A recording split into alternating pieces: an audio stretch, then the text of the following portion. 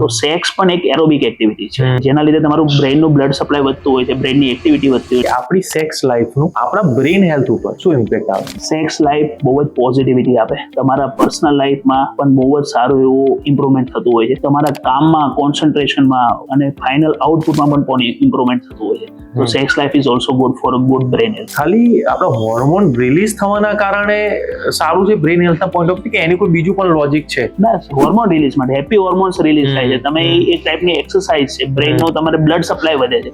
જ્યારે તમે કોઈ પણ એરોબિક્સ એક્ટિવિટી કરો છો, સ્વિમિંગ, રનિંગ, જમ્પિંગ, ત્યારે તમારું ડેફિનેટલી બ્રેઇનમાં એન્ડોર્ફિન્સ કરીને હોર્મોન વધે અને તમારું બ્રેઇનને બ્લડ સપ્લાય વધે. બ્લડ સપ્લાય વધે એટલે તમારી ન્યુરોનલ એક્ટિવિટીઝ વધતી હોય. તો સેક્સ પણ એક એરોબિક એક્ટિવિટી છે કે જેના લીધે તમારું બ્રેઇનનું બ્લડ સપ્લાય વધતું હોય છે, બ્રેઇનની એક્ટિવિટી વધતી હોય, ન્યુરોનલ સર્કિટ સ્ટ્રોંગ થતી હોય છે, હેપી હોર્મોન્સ વધતા હોય છે. એના લીધે તમારું કોન્ફિડન્સ, પોઝિટિવિટી બહુ વધતી હોય છે. ઓકે.